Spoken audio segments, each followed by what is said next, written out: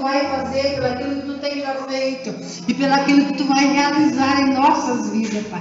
Porque somos Teus, Senhor, guardado, remido no Seu sangue. E o Teu sangue nos põe em liberdade, Pai, para louvarmos, para falarmos, para fazermos a Tua vontade, para sermos, Senhor, sermos testemunha viva do Teu poder na face da terra. E eu quero pedir a Ti que Tu invada, Senhor, a cada coração nessa noite, de um modo especial, nos tornando terra viva, Senhor, terra plana, terra boa, Pai, terra, Senhor, que a Tua palavra é plantada e multiplica, Senhor, de libertação, de cura, de restauração em nossas vidas e na vida dos outros, Pai, e que o Teu nome seja glorificado, porque a Tua palavra diz, Senhor, que Tu és o pão vivo que desceu do céu, e através da Tua palavra nós somos saciados, nós somos fartos, Senhor, para Senhor, saciar também o outro. E nós te pedimos nessa noite que Tu venha, Senhor, fazer coisas grandes em nosso meio, agir de modo especial, Pai. Venha, Senhor, fazer algo tremendo nessa noite, através da Tua palavra, do Teu poder sobre as nossas vidas, Pai. E que haja em nós os verdadeiros adoradores, verdadeiras adoradoras, Pai, para que o Teu nome seja glorificado. E usa-nos, Senhor, para engrandecer e exaltar o Teu santo nome, porque toda honra, toda glória e todo louvor a Ti pertence, em nome de Jesus. Amém, Jesus. Amém.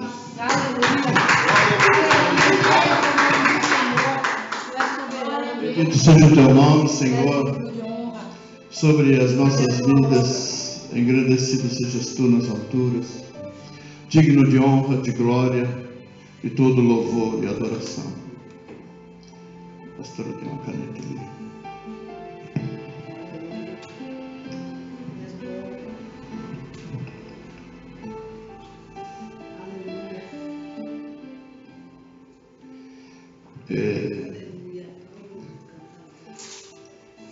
Nós não precisamos, como preletores ou como pregadores do Evangelho, pedir perdão para os irmãos por algo que dissemos. Mas eu quero pedir perdão pelo extenso, né? Porque às vezes nós nos tornamos extensivos demais. Eu poderia dizer assim que a gente fala demais, né? A gente fala além da conta. A gente fala além da conta. A gente às vezes fala além da medida. E às vezes cansa, né? Mas que o Espírito Santo de Deus trabalhe nas nossas vidas de tal forma que eu não precise parar de falar, mas que você se acostume. Amém? Que você se acostume, que você fique à vontade, que você aprenda, que você usufrua daquilo que o Espírito Santo de Deus quer ministrar através dos nossos corações. Amém? Que o nome do Senhor sobre a sua vida seja poderosamente glorificado. Que a bênção do Senhor recaia sobre a sua vida. Que a bênção de cura. A gente sente que através desses louvores, eu separei só 4, mas a gente louvou 6. Né? Glória a Deus, não estava tão gostoso. Falei, Senhor, a gente não pode parar não, vou continuar louvando, vou continuar adorando a Ti, porque é maravilhoso poder sentir a Tua presença, e através desses louvores, o Espírito Santo de Deus estava ministrando a cura. Pelo menos eu estou sentindo calor, pelo menos eu estou me sentindo bem. Você está se sentindo bem, apesar do que aconteceu com o homem? Era para você não vir para a igreja, mas como você está aqui, receba a sua vitória em nome de Jesus. Amém? É o inimigo querendo te deixar em casa, é o inimigo querendo forçar a barra. Amém? Que a glória do Senhor recaia sobre as nossas vidas de uma forma gloriosa. Amém? Abra a sua Bíblia no livro de Juízes, capítulo 6, a partir do verso 1.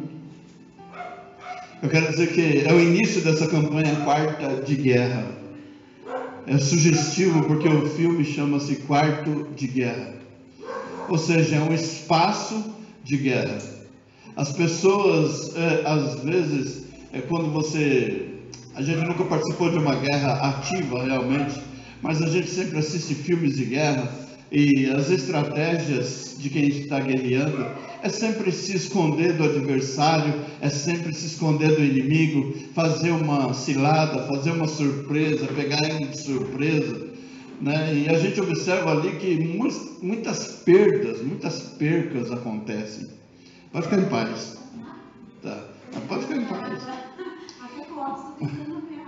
Muitas percas, elas acontecem em meio à guerra. Eles chamam de baixa, não é?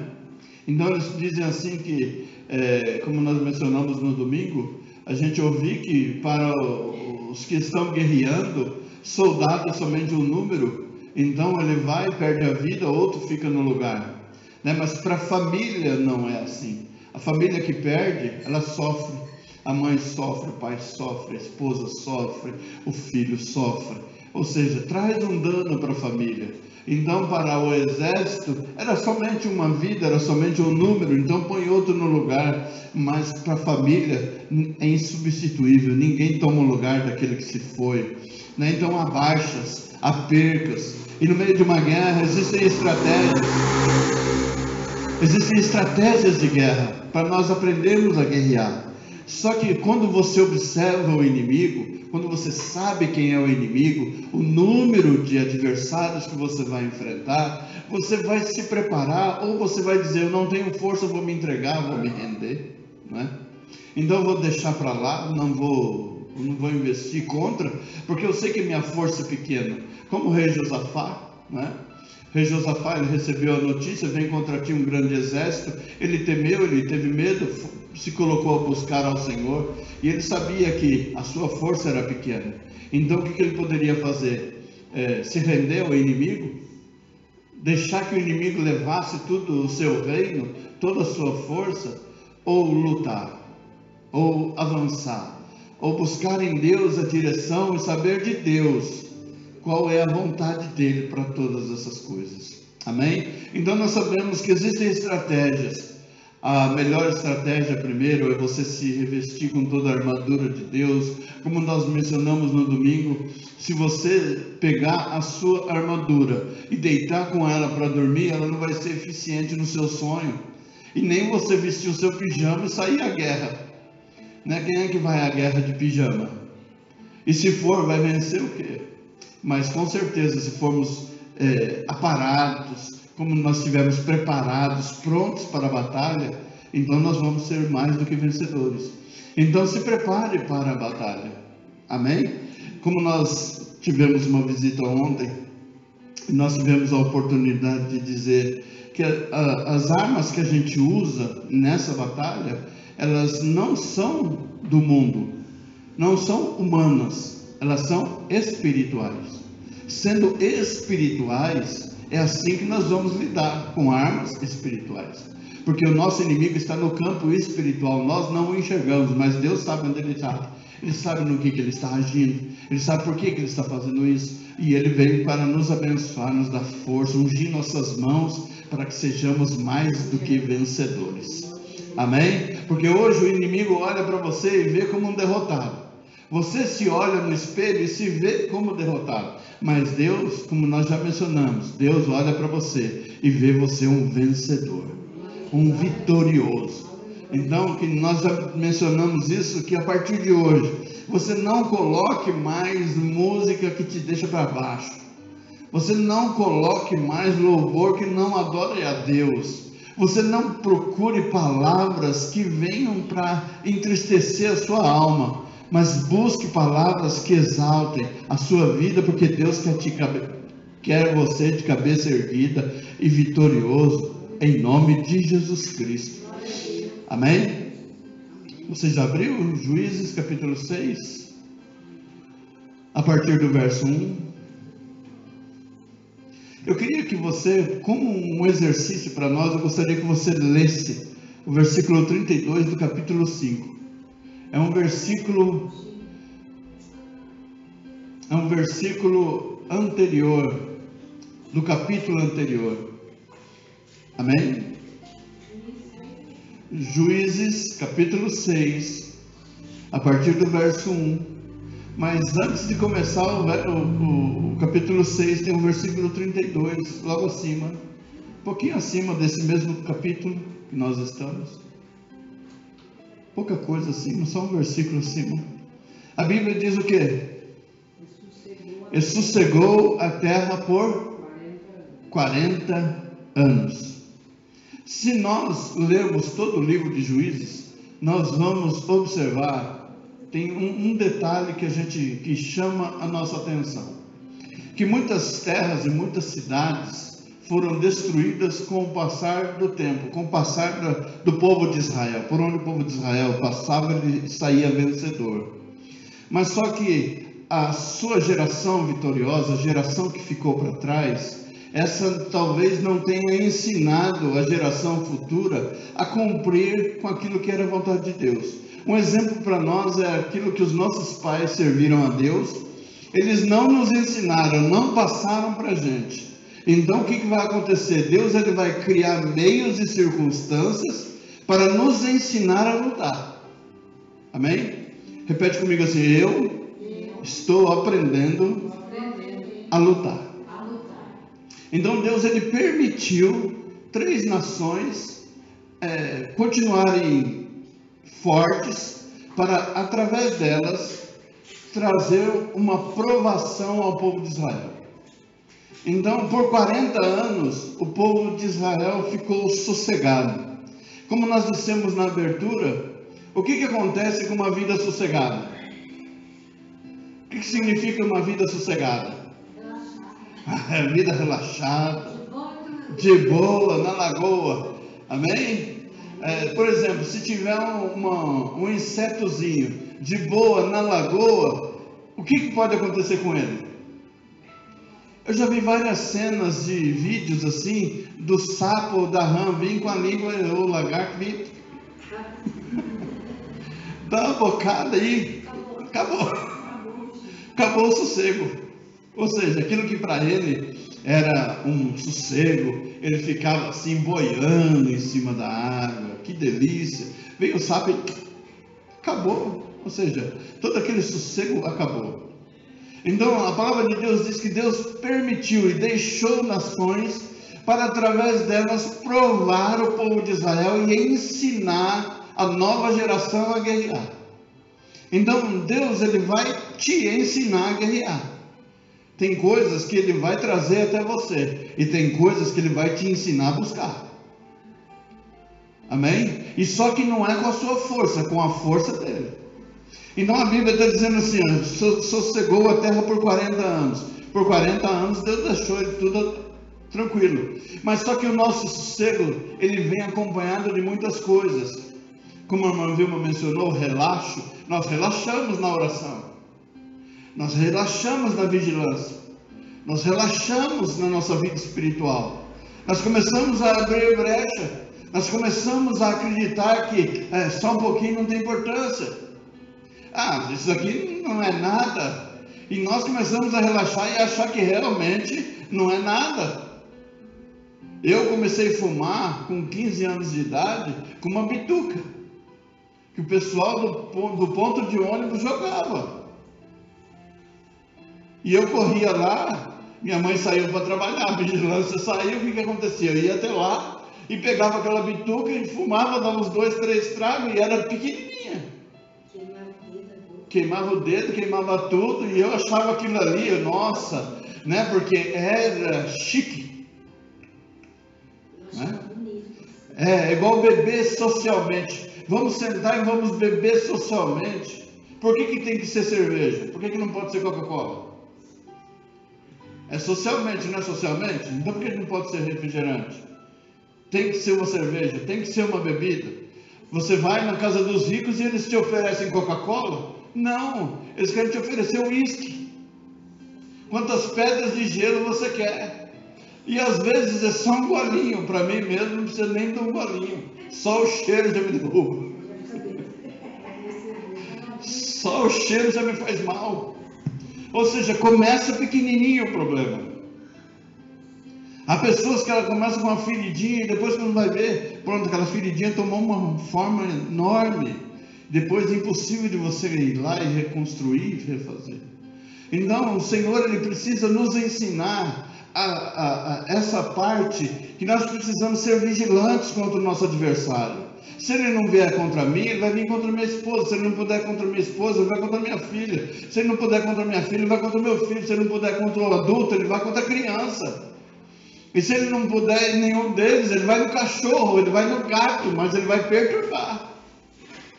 Já viu aquele cachorro que fica latindo, latindo, latindo, latindo, latindo, latindo, você nem sabe por quê, mas ele está ali perturbando, latindo, latindo, latindo. O gato para mim, quem gosta de gato, parabéns, mas gato para mim é da porta para fora.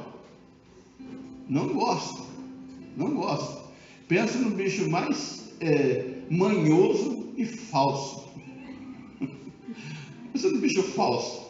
O cachorro, ele vai, você sai, vai até ele já pula em você, já faz festa com você. E o gato? O gato, quando te vê, mesmo molhado de chuva, o que ele faz? Ele deita ali onde ele está, só levanta a cabeça assim, já chegou esse tonto, tudo molhado. Então Deus, ele permite que algumas coisas aconteçam, permissão de Deus, para nos ensinar a fazer uma campanha quarta de guerra, para que nós venhamos a entender. Nós recebemos, eu acredito assim, que dá um total de 5 pedidos de oração, que aos nossos olhos é impossível. Aos nossos olhos. Então é uma batalha. É uma batalha por onde você sabe que você vai começar a entrar numa guerra, mas se você não sabe se você vai sair vencedor lá na frente. A única coisa que você tem, como nós desde o começo do ano, olhando para Jesus. 18 quarta-feira, olhando para Jesus. E depois de olhar para Jesus, o que veio? Sentar e chorar, lamentar, levantar e lutar. E agora, o que chegou? Chegou a hora da guerra. Levantar e lutar. Então Deus, ele permitiu essas situações para não somente nos provar, mas para mostrar para nós que os nossos caminhos estavam errados. Porque o sossego também traz problema. Deixa a gente preguiçoso.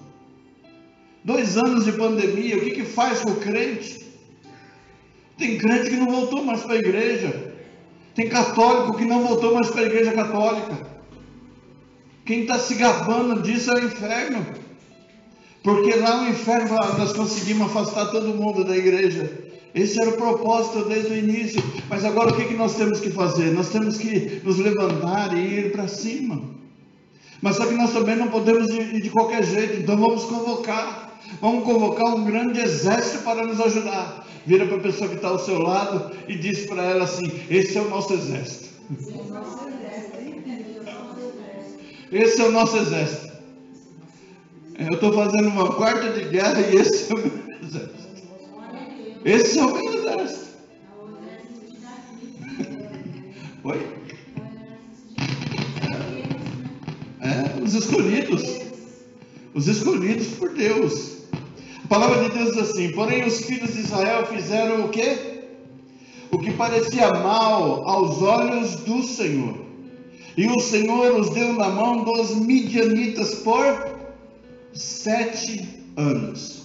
E o que o povo fez que desagradou tanto o Senhor, que o Senhor permitiu que durante 7 anos, é bem sugestivo isso, 7 anos. Há pessoas, isso pelo menos no mundo das religiões afro, né, vamos dizer assim, que é para não se sentir ofendido, mas o macumbeiro, ele faz magia e ele faz a macumba e ela dura 7 anos. Ou até a pessoa ter um encontro glorioso com Cristo, quebra tudo. Por isso que Satanás, ele peleja tanto contra uma vida que está ali perturbada, porque ele sabe que com a imposição de mãos dos santos, essa pessoa será liberta. O poder de Deus será manifesto, com certeza. Então nós vemos que existe um prazo de duração, e nós vemos aqui que Deus permitiu que eles fossem roubados durante 7 anos. Então comece a observar a sua vida e as nossas vidas, por que estamos sendo roubados? 7 anos roubados. Então eles plantavam, eles buscavam a sua colheita, e no momento de usufruir, o que acontecia? Perdia tudo. Por quê? Por causa da idolatria. Então, é idolatria somente adorar imagens? É idolatria você adorar imagem? Também é idolatria você adorar o homem, o ser humano. O anjo se apresentou para o servo de Deus, e quando o servo de Deus foi se curvar diante do anjo, o anjo disse: não faça isso, porque eu não sou digno de receber essa adoração. Adoração somente a Deus. Então, quando colocamos a esposa, o Senhor fala assim: se eu amar mais a minha esposa do que a Jesus, eu não sou digno dele. Se minha esposa amar mais a mim do que a Deus, ela não é digna. Então, se nós colocarmos a nossa família em primeiro lugar e deixarmos Deus de lado, isso é idolatria. Então, nós observamos aqui que cada um deles começou a andar no seu próprio caminho. É o livre-arbítrio, você pode ir para onde você quiser. A Bíblia, no livro de Eclesiastes, se não me falha a memória, ele convida o jovem a seguir o caminho que desejar do seu coração. Sabe, porém, que lá na frente Deus vai trazer tudo isso a juízo. Ou seja, vai trazer a justiça. Então nós podemos fazer aquilo que nós quisermos, porém, lá na frente, Deus vai trazer isso a juízo sobre nós. Então nós precisamos entender o que é que eu estou fazendo, o que está dando errado. Você já parou para pensar nisso? Se vamos para uma guerra, nós temos que ir prontos. Será que nós estamos bem para irmos para esta guerra? Estamos prontos para esta guerra? O que nós estamos fazendo que está nos causando esta situação? Então, o fato de eu não falar do amor de Deus, o fato de eu me recusar a cumprir a vontade de Deus, aí as pessoas dizem assim: olha, não tem nada a ver o pai, a mãe ser crente e o filho ser assim, assim, assim, não tem nada a ver. Se nós formos no frigir dos ovos, se nós formos alcançar o que diz a Bíblia, nós vamos ver que nós, pais, deixamos a desejar, e por isso o inimigo cresceu e fez. E aí nós temos uma parcela de responsabilidade. E aí nós precisamos parar aquilo que nós estamos fazendo, para buscar em Deus uma estratégia, para que a gente possa alcançar o coração do filho e trazê-lo para perto de Jesus. Amém? Repete comigo assim: perdido já estava, agora eu preciso orar para trazer de volta. Amém? Agora precisamos orar. Por que a luta veio? Veio por causa da idolatria. E a Bíblia diz assim: e prevalecendo a mão dos midianitas sobre Israel, fizeram os filhos de Israel para si, por causa dos midianitas, as covas que estão nos montes, e as cavernas e as fortificações. O que eu quero dizer? O que a palavra de Deus quer dizer para nós? Por causa do inimigo prevalecendo, a gente começa a criar várias situações. Vamos dizer assim, os jeitinhos que a gente dá. Vamos colocar a nossa vida. A luta vem contra nós. O inimigo vem e rouba. Nós não conseguimos um emprego, então nós vamos conseguir um bico. O bico é o jeitinho. É uma forma que nós estamos tendo para tentar suprir aquela ausência e a necessidade da plantação, daquilo que foi roubado. Mas quando você vai para o livro de Ageu, que é um livro profético, ele diz assim: por que você está passando por essa situação, para aquele povo? Por que os céus estão retendo o orvalho? Por que a plantação não cresce? Por que você recebe de um lado e gasta do outro? Por que você não tem na sua mão? Por que quando você recebe como se fosse um saco furado? Você pega, coloca por cima e ele sai por baixo. Por que isso acontece? O Senhor fala: por causa da minha casa. E naquele caso, a casa do Senhor, o templo do Senhor, ficava no deserto, então eles abandonaram. Agora você imagina o mato crescendo no deserto. Está abandonado. Então o fato da casa do Senhor estar abandonada, veio sobre aquele povo a falta do orvalho, a falta do crescimento da plantação, a falta do alimento, a falta de tudo, mesmo que eles tivessem condições para fazer. Recebia, mas recebia num saco furado. Por quê? Porque ninguém quer pensar nessa área. O que aconteceu? Os sacerdotes e levitas, que eram mantidos pelas ofertas e pelos alimentos que eram levados, pelas primícias, eles tiveram que abandonar o templo também. porque eles tiveram que correr atrás de meios para poder sustentar ele e suas famílias. Mas Deus não deixou de trazer isso ao juízo. Por causa disso, o povo estava perecendo.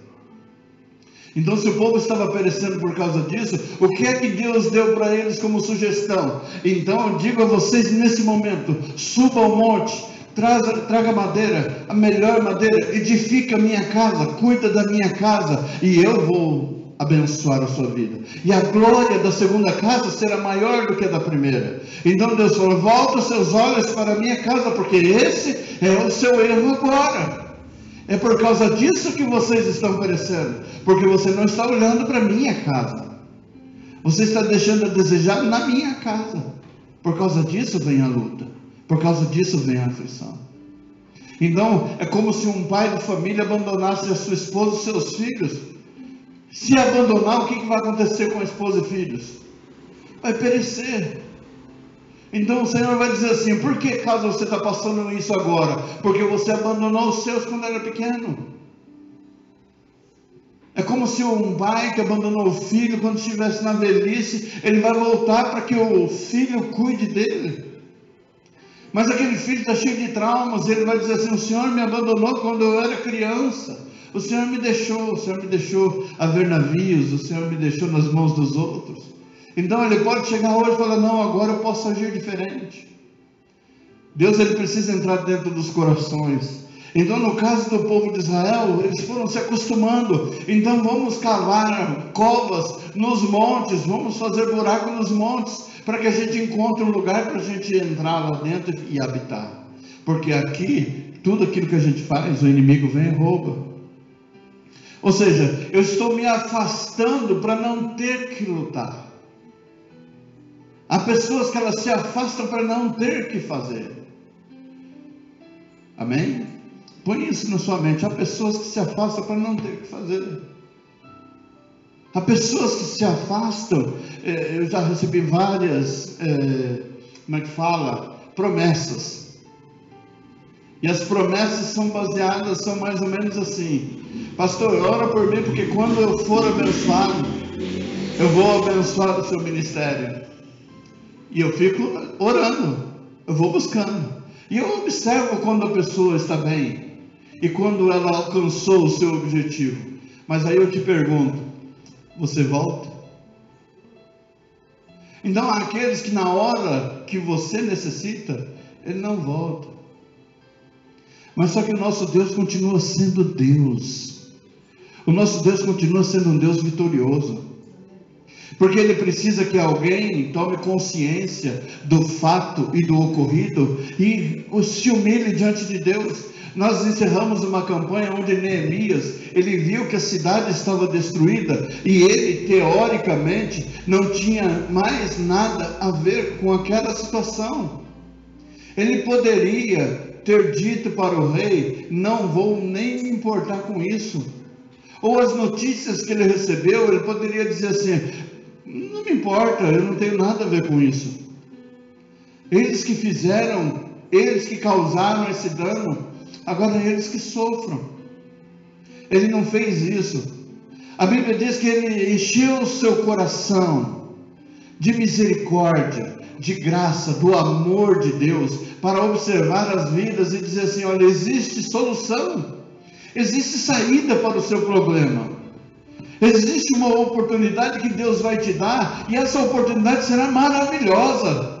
E Deus vai te colocar numa posição de honra, para que o nome dele seja glorificado. E muitas pessoas vão olhar para você e vão dizer assim: nossa, mas eu não sabia da sua história. E muitos vão de glorificar a Deus por causa da sua história, por causa da sua vida. Porque grande será a obra de Deus na sua vida. Grande será. Então chega um momento onde a gente tem que se curvar.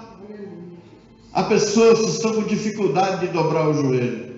Há pessoas que têm dificuldade de pedir perdão. Há pessoas que têm dificuldade de arrumar o que quebrou. Há pessoas que têm dificuldade de confessar que foi ela que quebrou. Há pessoas que estão com vergonha de olhar para Cristo. Eu posso dizer isso para você, há pessoas que estão com vergonha de olhar para Jesus. O diabo, ele plantou o pecado, ele semeou o pecado, ele está regando o pecado, e a pessoa não consegue sequer falar o nome de Jesus. Por quê? Porque ela não se acha digna de falar sobre o nome de Jesus. Então nós precisamos em Cristo devolver a dignidade, devolver a honra, levanta a sua cabeça, começa a olhar para cima, começa a olhar para Cristo, eleva os seus olhos para o monte, porque é de lá que virá o seu socorro. Olha para Jesus, levanta a sua cabeça. Ah, pastor, eu não consigo levantar minha cabeça. Então olha para Jesus, onde fica a morada do Altíssimo? É no céu. Então leve os seus olhos para Ele, olha para o céu. Ele é autor e consumador da sua fé e da sua salvação. Creia. Não fica arrumando jeitinho, não, Senhor, eu quero o melhor. A Bíblia diz, se eu ouvir e obedecer, eu comerei o melhor dessa terra. Senhor, eu quero comer o melhor desta terra. Eu quero, como a pastora falou há uns anos atrás, ela dizia assim, nós estamos recebendo cesta básica, até paramos de receber tudo. Não, Senhor, a gente recebia a cesta básica, nós chegamos numa fase, o período do deserto, o primeiro deserto que eu passei, a gente tinha embaixo da cama 25, 30 quilos de arroz, feijão, um monte de coisa embaixo da cama, assim, porque não tinha onde colocar, e tanta bênção que era, no começo. E o sonho da Néia era ir no supermercado fazer compra, né? O sonho era ir no supermercado fazer compra. Até que Deus preparou uma forma dela ir ao supermercado fazer compra. Então Deus, ele vai realizando. Por quê? Porque é isso que você quer. Porque cada vez que você recebe uma cesta básica, tem pessoas que falam assim, eu estou me sentindo humilhado de que alguém venha me dar uma cesta básica. Então, Senhor, me dá força, garra, dinheiro, porque eu quero ir ao supermercado e fazer a compra que necessita dentro do meu lar, e que eu tenha para dar, que eu tenha para abençoar, para que o teu nome seja glorificado. Eu quero ver meus filhos abrindo a porta da geladeira e não ver só um monte de garrafa de água. Senhor, eu quero ver a minha geladeira abastecida. Eu quero ver o meu celeiro abastecido. Senhor, eu preciso ir à luta, mas só que eu quero honra. Honra, eu quero ser honrado. E para que eu seja honrado, Senhor, eu vou ter que enfrentar o meu adversário. Eu vou ter que enfrentar tudo que está vindo contra mim. Eu vou precisar me posicionar. Ou seja, eu não vou poder fazer mais o que eu fazia. Então, se eu quero uma nova vida, novidade de vida, eu preciso fazer coisas diferentes. Preciso fazer com que o nome do Senhor seja glorificado. Senhor, que os meus passos, aonde eu andar, aonde pisar a planta do meu pé, esse lugar, o seu nome seja glorificado sobre a minha vida. Que tudo aquilo que a gente fizer, Deus, ele olha do alto dos céus e fala assim, esse é meu servo, essa é minha serva. Aleluia. Amém? Que os seus vizinhos glorifiquem a Deus pela maravilha. Vai ter aqueles que vão dizer assim, está podendo, não tem? Sempre tem aquele, mas é aquele que nunca viu você sofrendo. E quando ele dizer assim, você está podendo, eu falei, no nome de Jesus, nós podemos todas as coisas, porque é Ele quem nos fortalece.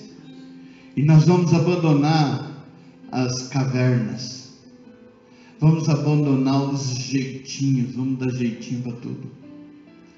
Nessa pandemia, eu ouvi tanta coisa, e dentre elas, as pessoas querendo dar um jeitinho para que aquele que morreu em pecado vá para o céu.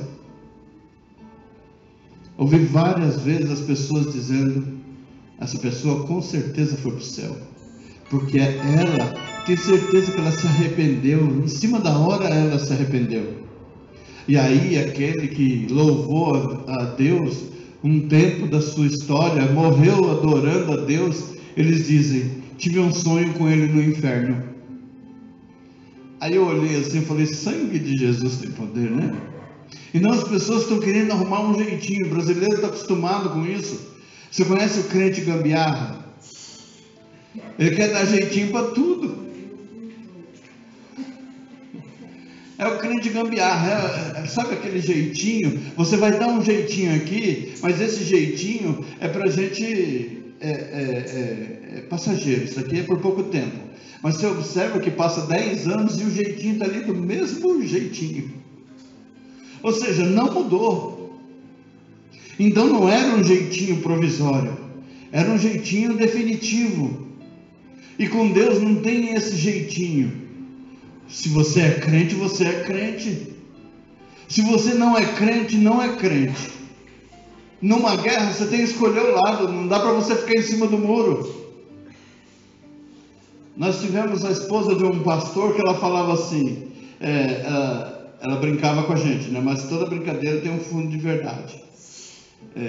Que os irmãos me perdoem a expressão, mas é uma brincadeira dela. Ela dizia assim, a gente gostava muito de ir para as igrejas. No começo da minha conversão, a gente ficava pulando de galho em galho. Onde tinha um glória, nós estávamos lá dando glória. Se fosse numa casa, nós estávamos lá dando glória também. Mas aí o tempo foi passando e a gente foi aprendendo como é que funcionam as coisas. Aí teve uma semana que a gente não foi na igreja, mas a gente não deixou de ir em culto, desde que a gente ia. Aí ela chegou e falou assim para mim, por que vocês não vieram ontem no culto? Aí eu não respondi nada, ela virou para mim e falou, passarinho que pula, pula, chumbo nele. Aí eu olhei assim e falei, mas por que isso? Por que tanta ignorância? Porque você não tem raiz nesses pulos que você dá. Você não está na sua casa, você não está enraizado, então você está à mercê do inimigo. Uma hora ele te acerta. E ele vai acertar onde? Exatamente onde você está. Alguma palavra. Teve pessoas aqui que foram em outras igrejas, quando voltaram, pastor, o que quer dizer isso? Eu falei, vai lá e pergunta para o outro. Pergunta para quem pregou. Eu falei sobre, na pandemia, eu falei assim, se a pessoa quisesse oração que fosse pedir para o shopping, eu falei assim, nossa, mas deve ser ignorância minha fazer isso aí, né? Em Juízes capítulo 10, versículo 13, Deus fala isso para o povo. Porque o povo foi idólatra, o povo começou a buscar outros deuses, só que na hora que o negócio apertou, eles se voltaram para Deus. E Deus respondeu para ele assim, vai lá pedir para os deuses que você está servindo. Clama para ele. Aí eu falei assim, bom, se o Senhor falou, eu também posso. Não é? Então Deus está observando isso. Então nós não podemos ficar com os jeitinhos, com as formas que as pessoas querem. Nós queremos ficar com aquilo que é da vontade de Deus. Senhor, eu quero estar no centro da sua vontade. Eu quero fazer o que é a tua vontade. Depois no verso 13 ele diz assim, porque sucedia que semeando Israel, subiam os midianitas e os amalequitas, e também os do Oriente, contra ele subiam. O que eu vejo nesse versículo 3 é que o inimigo ele faz uma coalizão de guerra. Ele sabia do poderio de Israel. É como se o inimigo olhasse para você, ele sabe do seu potencial, mas ele precisa ficar dizendo que você não serve para nada, para que você acredite que nele que você não vale nada. Então alguém precisa chegar e dizer para você, você tem muito valor para Cristo, você tem muito valor para Cristo. Então o inimigo ele vai se juntar, para tentar te destruir. Amém?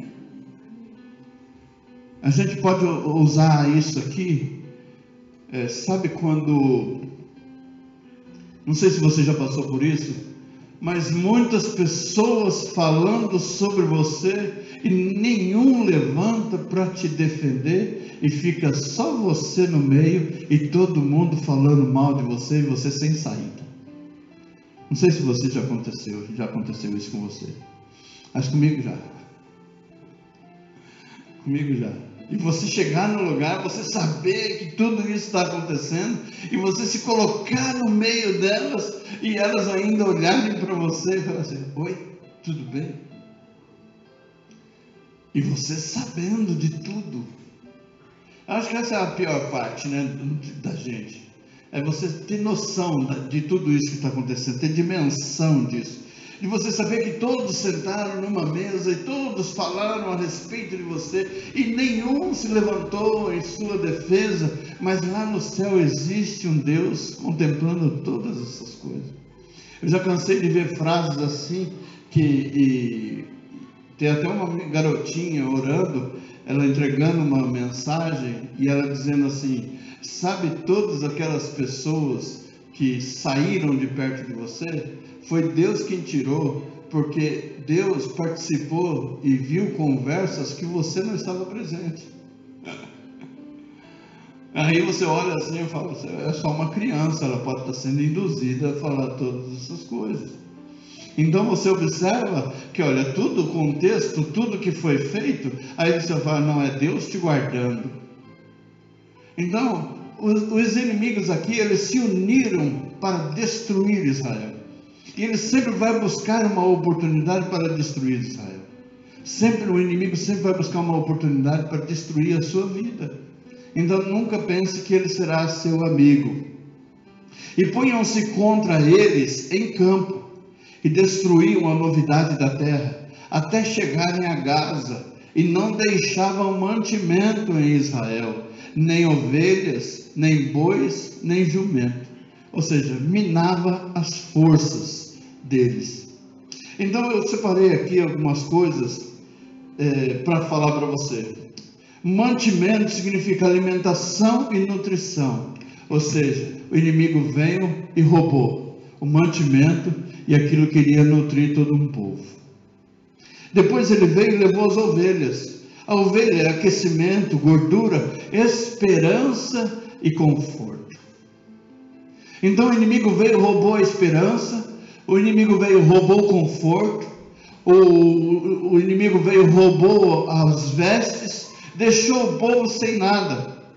O boi representa transformação, mudança, despertamento, limpeza e força.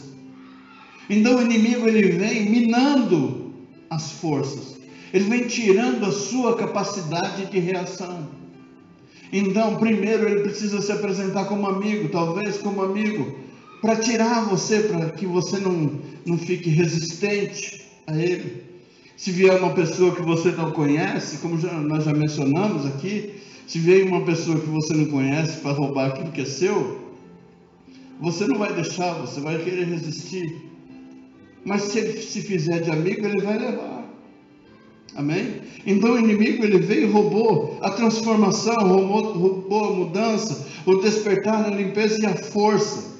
E depois veio o jumento. A Bíblia fala que Jesus, montado no jumento, ele entrou em Jerusalém. Olha bem para mim nesse ponto. Jesus, quando ele entra em Jerusalém montado no jumento, ele simboliza e sinaliza para o povo aonde ele está entrando, que embora ele seja rei, mas ele veio em missão de paz. Ele poderia entrar a cavalo já para trazer o julgamento e a justiça, mas ele entra em missão de paz. Então vamos entender assim que o jumento nesse momento, ele simboliza a paz.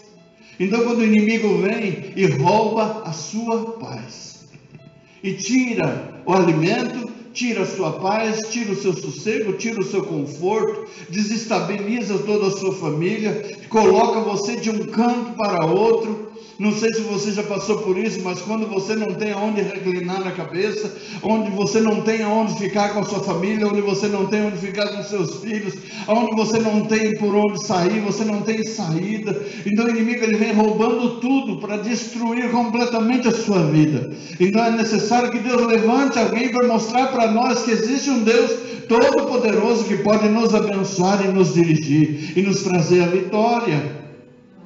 Porque o inimigo ele veio e roubou tudo isso. Agora nós precisamos nos levantar. E agora nós precisamos ir adiante para que nós possamos ser vencedores. Então quando se fala sobre isso, se fala de uma preparação de uma guerra. Então o verso 5 diz assim: porque subiam com seus gados e tendas, vinham como gafanhotos em tanta multidão, que não se podiam contar, nem a eles, nem aos seus camelos, e entravam na terra para a destruir. Assim Israel empobreceu muito pela presença dos midianitas, Então os filhos de Israel clamaram ao Senhor. E sucedeu que, clamando os filhos de Israel ao Senhor por causa dos midianitas, enviou o Senhor um profeta aos filhos de Israel, que lhes disse: assim diz o Senhor, Deus de Israel: do Egito eu vos fiz subir e vos tirei da casa da servidão, e vos livrei da mão dos egípcios e da mão de todos quantos vos oprimiram, e os expeli de diante de vós, e a vós dei a sua terra. E vos disse: eu sou o Senhor vosso Deus, não temais aos deuses dos amorreus em cuja terra habitais. Mas não destes ouvidos à minha voz. Ou seja, Deus escolheu um povo para si, e aquele povo se recusou a servir a Deus como Deus pediu. Então Deus permitiu toda essa luta, para que no verso 11, Deus comece um trabalho para levantar um líder, e diante deste povo, deste inimigo, vencê-lo em nome de Jesus. E aí Deus, ele escolhe como? Ele escolhe de uma família pobre, o mais pobre dentre eles, uma pessoa que fabricava imagens, que exaltava templos. Então ele era de uma família idólatra. Se ele fazia imagens, ele era de uma família que idolatrava. Só que Gideão, ele tinha uma vida diferente dos demais, e Deus está olhando diferente dos demais. Então o anjo do Senhor veio e assentou-se debaixo do carvalho que está em Ofra, que pertencia a Joás Abiesrita, e Gideão, seu filho, estava malhando o trigo no lagar, para o salvar dos midianitas. E lagar é onde você amassa a uva, não é onde você guarda o trigo. Mas ele estava escondendo o trigo, para que quando o inimigo viesse, não roubasse. Então ele estava ali, e Deus mandou o anjo para estar ali. Então o anjo do Senhor lhe apareceu e lhe disse: o Senhor é contigo, varão valoroso. O diálogo já começa assim, aleluia, amém? Vira para a pessoa que está ao seu lado, na sua frente ou atrás de você, e diga para ele: o Senhor é contigo, varão valoroso. Senhor é contigo, varoas valorosas, amém? O Senhor é contigo. Há um gatinho querendo se converter aí, amém? Mas Gideão lhe respondeu: ai, Senhor meu, se o Senhor é conosco, porque tudo isso nos sobreveio, e que é feito de todas as tuas maravilhas que nossos pais nos contaram, dizendo: não nos fez o Senhor subir do Egito, porém agora o Senhor nos desamparou e nos deu na mão dos midianitas. Não foi um desamparo, não é? Agora ele quer ir no banheiro também. Deus não desampara. Deus não nos desampara. Repete comigo: não, Deus não me desampara. Deus não me deixa. Deus não me abandona. Deus está comigo o tempo todo. Deus está conosco por onde andarmos. Aonde eu for, Deus está junto comigo. Ele dá ordem aos seus anjos a seu respeito. Ele dá ordem aos teus anjos a seu respeito. Ele vai dar ordem aos teus anjos a nosso respeito. O Senhor nos livra. Amém? Ele vai dar ordem aos teus anjos a nosso respeito, para nos guardar em todos os nossos caminhos. Amém? É de paz, né, gatinho? A sua vida. Esse é um bicho falso. Eu vou falar na sua cara. Você, gato, é um falso. Amém? Você é falso. Amém? Deus está conosco. Deus estava com Gideão, e Deus vai nos abençoar para nós sermos mais do que vencedores. Para adiantar um pouquinho, já está na hora. A palavra de Deus diz assim que Gideão, ele separou os 32 mil homens. Os medrosos podiam ir embora para casa. 22 mil foram embora para casa. 10 mil permaneceram. Depois desses 10 mil, somente sobrou 300. Desses 300, Deus disse para eles: não é com essa arma que vocês vão. Não é com essa arma. E Deus separa aqueles 300 e dá a eles um vaso de barro, uma vasilha de barro,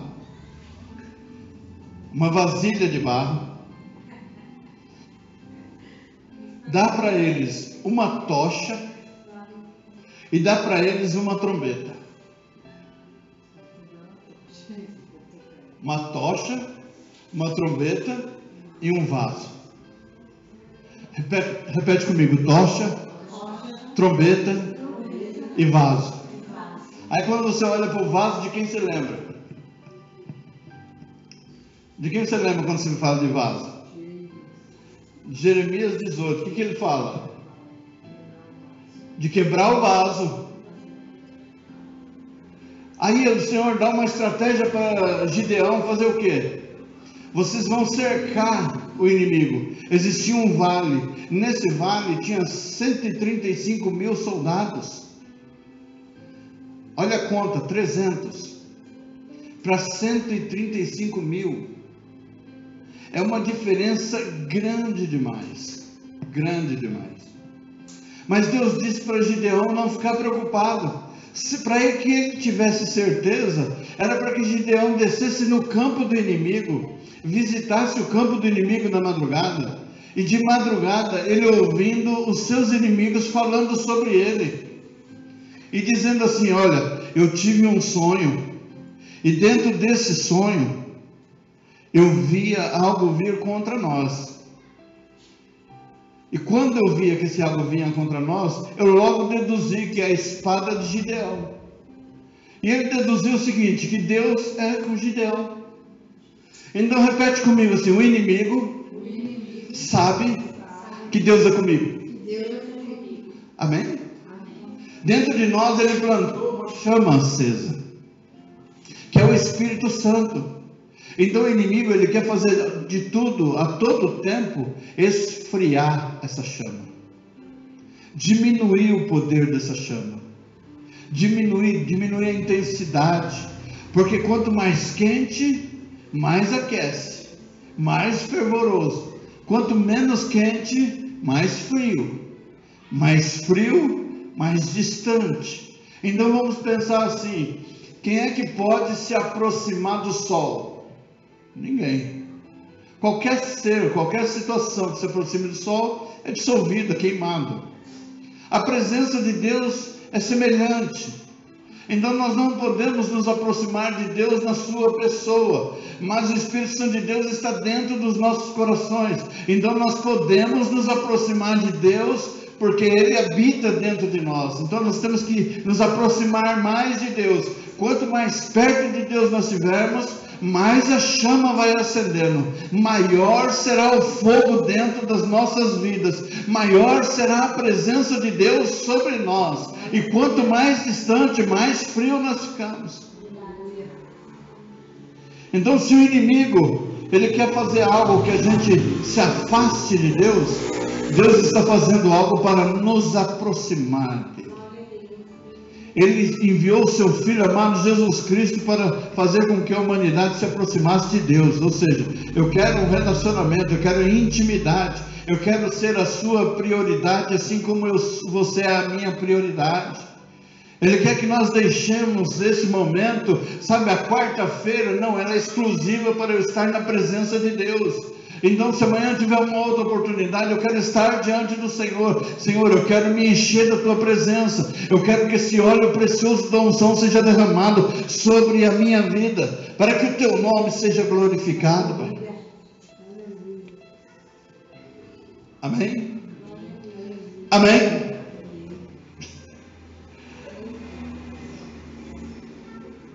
Para que o nome do Senhor seja glorificado.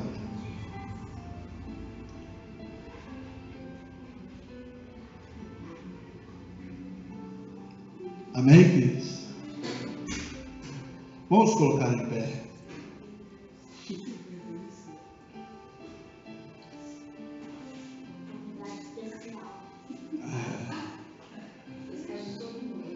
Fica ouvindo o culto do lado de fora, depois entra para encarar.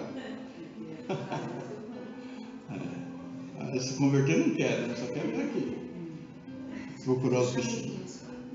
Nós precisamos ter uma disposição disposição para orar, disposição para jejuar, disposição para louvar, para ler a Bíblia.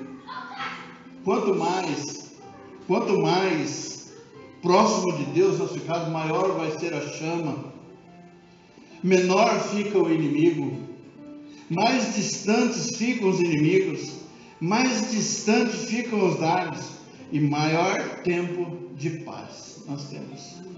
Amém? Maior tempo de paz. Amém? Eu marquei aqui o período. Não.